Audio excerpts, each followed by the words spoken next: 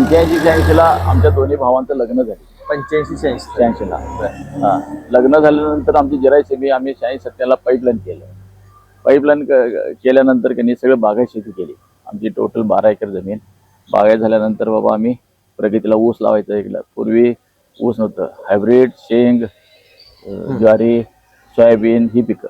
ऊस नसल्यामुळे आम्ही प्रगती आणि मुळात पाईपलाईन झाल्यानंतर आम्हाला भाजीपाला जास्त आवडला. बरोबर. फ्लावर, वांगी, टोमॅटो, ढबू हे करायचा नाद लागला.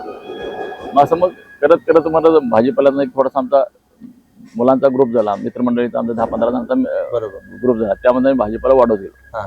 त्या भाजीपाला वाढवत गेल्यानंतर आम्ही 1990ला एक जय विजय तरुण मंडळ गणपतीचं मंडळ होतं. एका मगदुमगेला गणपती मंडळ होतं आणि थोडं पूर्वीपासून मला जरा गणपती दर्शनचं किंवा आवड होती.